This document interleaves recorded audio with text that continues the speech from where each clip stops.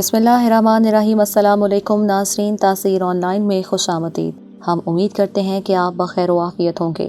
ناظرین، آج ہم بات کریں گے جنگ یمامہ کے بارے میں کہ آخر یہ جنگ کب ہوئی، اس کی وجوہات کیا تھیں، اس میں کتنے اصحاب شہید ہوئے۔ ناظرین، نبی پاک حضرت محمد صلی اللہ علیہ وآلہ وسلم کے وصال کے بعد منافقین نے نبوت کے جھوٹے دعوے داروں کی صورت میں سر اٹھانا شروع کر دیا تھا۔ جانشین رسول صلی اللہ علیہ وآلہ وسلم، امیر المومنین، خلیفہ اول سیدنا ابو بکر صدیق رضی اللہ تعالیٰ عنہ نے ناموس رسالت آبرو ختم نبوت کی پاسبانی کا صحیح حق ادا کرتے ہوئے سیف اللہ حضرت خالد بن ولید رضی اللہ تعالیٰ عنہ کو اس فتنے کی جڑیں کاٹنے اور ان منافقین کے سر تن سے جدا کرنے پر مامور کر دیا۔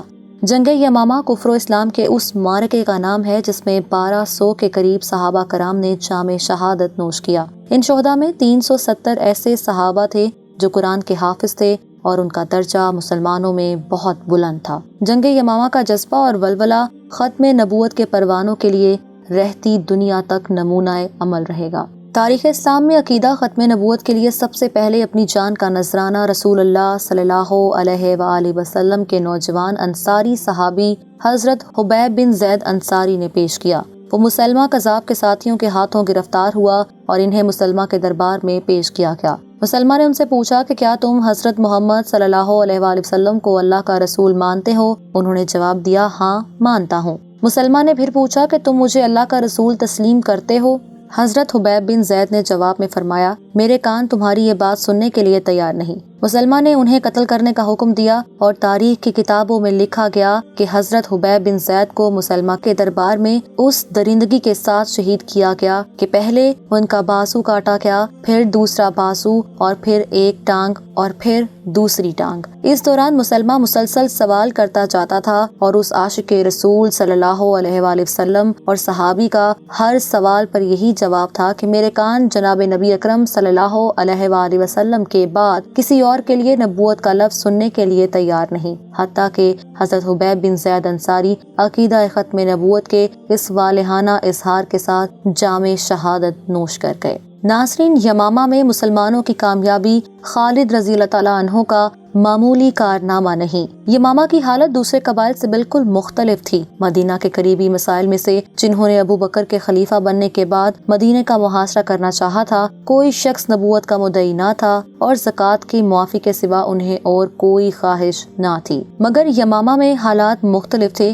کیونکہ وہاں مسلمہ کذاب نے نبوت کا جھوٹا دعویٰ کر رکھا تھا۔ حضرت ابو بکر صدیق رضی اللہ تعالیٰ عنہ کی نظر میں یہ تمام باتیں پہلے ہی سے موجود تھیں، اس لیے انہوں نے پوری کوشش کی کہ یمامہ کی جانب جو لشکر بھیجا جائے وہ طاقتور ہو۔ مرتدین سے لڑنے کے لیے انہوں نے 11 لشکر تیار کیے، ہر لشکر کو علیحدہ علیحدہ قبیلے کی طرف بھیجا، لیکن مسلمہ کے بارے میں ایسا نہ ہو سکا، بلکہ ان کی جانب انہوں نے اکرمہ بن ابو جہل کو بھیجا اور ان کے پیچھے پیچھے شرجیل بن حسنہ کو ایک لشکر دے کر ان کی مدد کے لیے روانہ فرمایا۔ اکرمہ یمامہ کی جانب بڑھتے چلے گئے اور شرجیل کے پہنچنے کا انتظار نہ کیا۔ وہ چاہتے تھے کہ مسلمہ پر فتح یاب ہونے کا فخر تنہا ان کے حصے میں آئے۔ اکرمہ ایک تجربے کار، ماہر جنگ اور دشمن کو خاطر میں نہ لانے والے شاہ سوار تھے۔ ان کی فوج میں بڑے بڑے بہادر شامل تھے جو پچھلی جنگوں میں لوگوں پر اپنے کارناموں کی دھاک بٹھا چکے تھے، لیکن اس کے باوجود وہ مسلمہ کے مقابلے میں نہ ٹھہر سکے اور بنو حنیفیہ نے انہیں شکست دے کر پیچھے ہٹا دیا۔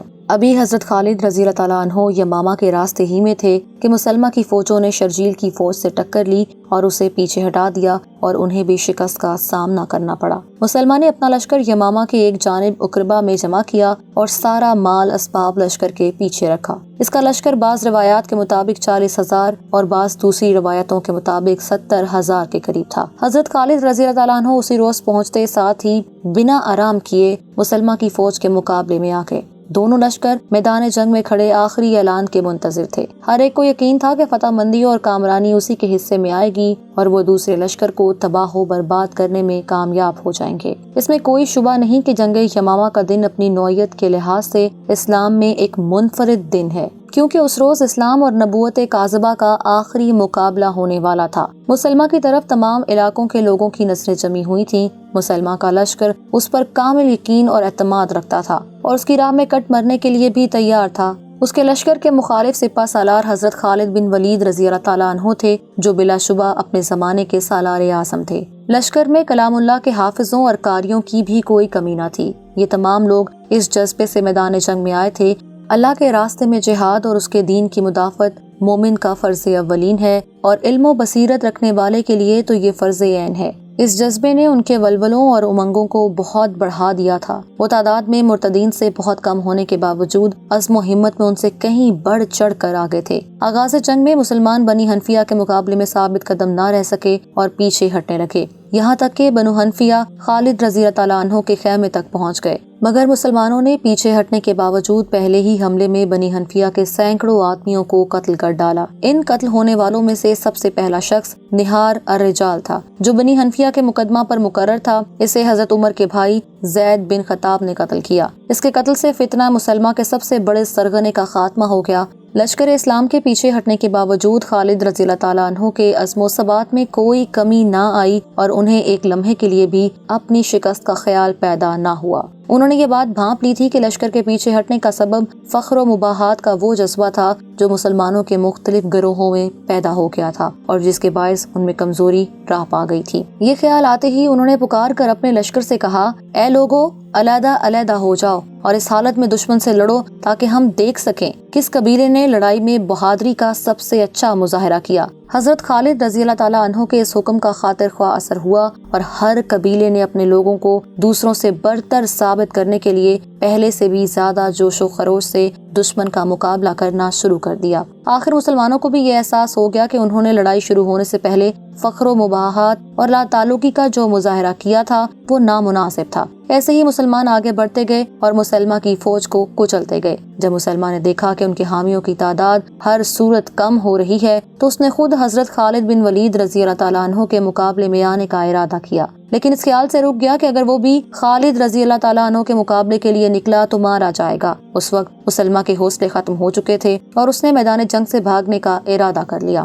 مسلمہ کے لشکری جب بھاگے تو خود مسلمہ کذاب بھی بھاگ کھڑا ہوا اور ایک دیوار کے پیچھے جا کر چھپ گیا، لیکن ایک صحابی حضرت وحشی رضی اللہ تعالیٰ عنہ نے اسے دیکھ لیا اور ایک زور کا نیزہ مار کر اس کے سینے کے آر پار کر دیا اور اسے جہنم واصل کر دیا۔ حضرت وحشی رضی اللہ تعالیٰ عنہ وہی صحابی تھے جنہوں جنگ احد میں حضور اکرم صلی اللہ علیہ وآلہ وسلم کے چچا حضرت سیدنا امیر حمزہ رضی اللہ تعالیٰ عنہ کو شہید کیا تھا۔ بعد میں آپ رضی اللہ تعالیٰ عنہ مسلمان ہو گئے تھے۔ جب حضرت محمد صلی اللہ علیہ وآلہ وسلم کی بارگاہ میں حاضر ہوئے تو آپ صلی اللہ علیہ وآلہ وسلم نے اسے اپنے سامنے آنے سے منع فرما دیا کہ انہیں دیکھ کر آپ صلی اللہ علیہ وآلہ وسلم کو اپنے چچا یاد آ جایا کرتے تھے۔ لیکن جب حضرت وحشی رضی اللہ تعالیٰ عنہ نے مسلمہ کو قتل کیا تو بعد میں آپ فرمایا کرتے تھے کہ اگر میں نے سیدنا امیر حمزہ رضی اللہ تعالیٰ عنہ کو شہید کیا ہے تو مسلمہ کذاب کو بھی قتل کیا ہے، اور میں اس پر اپنے رب کا شکر گزار ہوں۔ ناظرین، اس جنگ میں مسلمان شہداء کی تعداد 1200 کے قریب تھی۔ 370 مہاجرین، 300 انصاری اور باقی دیگر قبائل کے لوگ تھے۔ ان شہداء میں 370 صحابہ کبار اور قرآن کے حافظ بھی تھے، جن کا مقام اور درجہ مسلمانوں میں بے حد بلند تھا۔ تو ناظرین، ایسے اصحاب کرام رضوان اللہ تعالی علیہ اجمعین نے دفاع ختم نبوت کی خاطر اپنی قیمتی جانوں کا نذرانہ پیش کیا۔ اللہ تعالیٰ شہداء جنگ یمامہ اور تمام شہداء کی قبروں پر نور نازل فرمائے، آمین۔ ہم امید کرتے ہیں کہ ہماری آج کی یہ ویڈیو آپ کو پسند آئی ہوگی۔ اگر آپ ایسی ہی دینی تعلیمات سے اور معلومات سے بھرپور ویڈیوز دیکھنا چاہتے ہیں تو ہمارے اس چینل تاثیر آن لائن کو سبسکرائب کرنا نہ بھولیں، تاکہ آپ کو مزید ایسی معلوماتی ویڈیوز ملتی رہیں۔